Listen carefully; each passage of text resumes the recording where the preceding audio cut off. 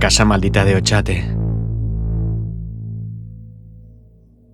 Ochate, el pueblo maldito. La historia lo predecía como un eco de muerte y misterio. Un lugar abandonado en el corazón de Álava, donde las ruinas de un pasado oscuro permanecían en pie, como esqueletos de un tiempo olvidado. El viento, gélido y cortante, azotaba las piedras, susurrando secretos que los aldeanos de los alrededores preferían no escuchar. Nadie se atrevía a acercarse a Ochate después de la caída del sol. Nadie, excepto Raúl. Raúl era un escéptico por naturaleza. Se reía de las historias de fantasmas, de los rumores sobre epidemias que habían diezmado al pueblo y de la leyenda que contaban que los muertos seguían vagando por las calles vacías.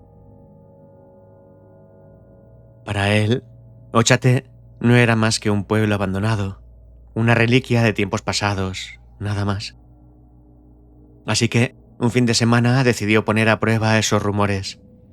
Con su mochila al hombro y una cámara en mano, se dirigió a las ruinas de Ochate para pasar una noche allí.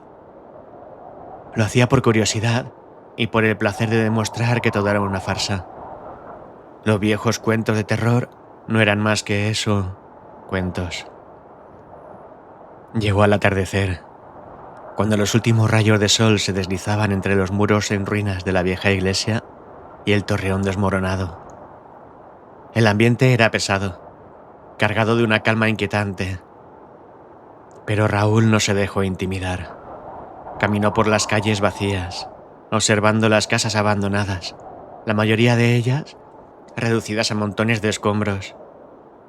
Sin embargo, en el centro del pueblo había una casa que aún se mantenía en pie. La gente del lugar decía que esa casa era la más maldita de todas. Las leyendas contaban que los que se aventuraban a entrar nunca volvían a ser los mismos. Raúl decidió que esa sería su base para pasar la noche. La puerta de la casa, de madera podrida, se abrió con un chirrido que resonó en el aire, tan fuerte que pareció detener el viento por un instante. Al entrar, fue recibido por un aire viciado y el sonido de sus propias pisadas sobre el suelo de piedra. El interior estaba tan en ruinas como el exterior. Muebles rotos, paredes agrietadas y un silencio opresivo que parecía devorar cualquier intento de sonido. Raúl instaló su equipo, una cámara en el salón, otra en la planta superior y una linterna que proyectaba sombras largas y deformadas sobre las paredes. Todo estaba listo para la noche. Se sentó en una silla rota, abriendo una botella de agua, mientras revisaba su teléfono. El sol ya se había ocultado, y poco a poco la oscuridad llenó la casa. Pasó una hora, luego 2, sin que ocurriera nada. Raúl bostezaba, entretenido más por sus propios pensamientos que por cualquier expectativa de fenómenos paranormales. Sin embargo, cuando el reloj en su muñeca marcó las 2 de la madrugada, algo cambió. El aire se volvió más pesado, más frío. Un sonido distante llegó a sus oídos, como un susurro que resonaba por las paredes. Raúl frunció el ceño. Se levantó y miró a su alrededor. No había nadie, pero el susurro persistía. El viento, se dijo, intentando calmarse. Pero en el fondo, algo en ese sonido le hacía sentir incómodo. Era demasiado claro, demasiado humano. Parecía una conversación apenas audible, como si varias personas estuvieran hablando en la habitación contigua. Decidió seguir el sonido, subiendo las escaleras. Cada escalón crujía bajo su peso, y, a medida que ascendía, el susurro se hacía más claro. Pero no podía entender las palabras. Cuando llegó al pasillo del segundo piso, un escalofrío le recorrió la espalda. De las paredes, antes agrietadas y descaradas, ahora parecían cubiertas de algo oscuro, como una humedad espesa que emanaba un olor fétido. El susurro cesó de repente. Raúl detuvo su avance. Miró hacia el final del pasillo, donde una puerta cerrada lo llamaba. Algo en su interior le decía que no debía abrirla, que no debía cruzar ese umbral, pero la curiosidad y su terquedad lo empujaron a continuar. Giró el pomo y la puerta se abrió lentamente. El interior de la habitación estaba oscuro, salvo por una pequeña ventana rota que dejaba entrar la luz de la luna.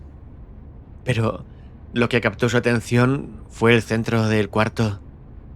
Allí, en el suelo, había un círculo hecho de cenizas. Raúl dio un paso adelante, examinando el extraño símbolo, cuando un fuerte golpe resonó detrás de él. Giró sobre sus talones, linterna en mano, iluminando el pasillo. No había nadie. Pero entonces lo sintió. Una presencia. No podía verla, pero algo estaba allí. El aire se había vuelto gélido y sus respiraciones se condensaban frente a él.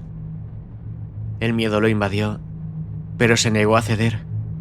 Retrocedió hacia la puerta, intentando mantener la calma, cuando escuchó un sonido inconfundible. Pasos, lentos, pesados, acercándose.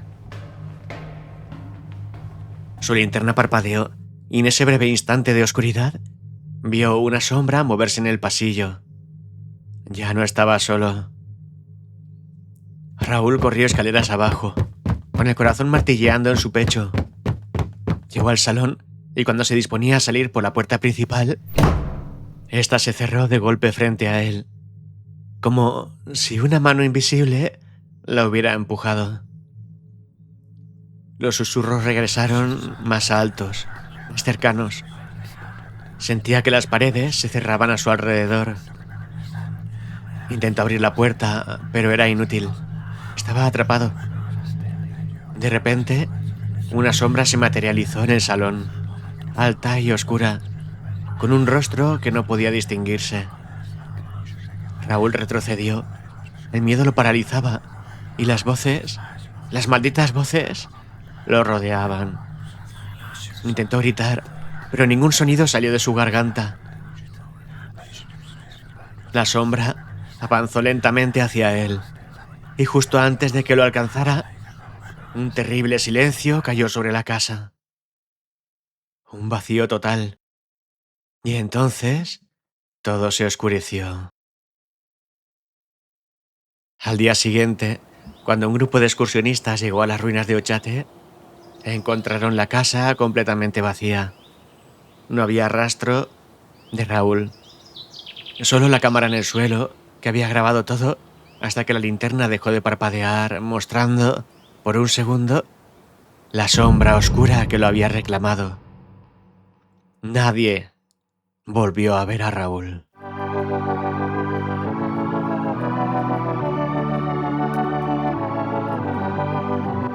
I'm holding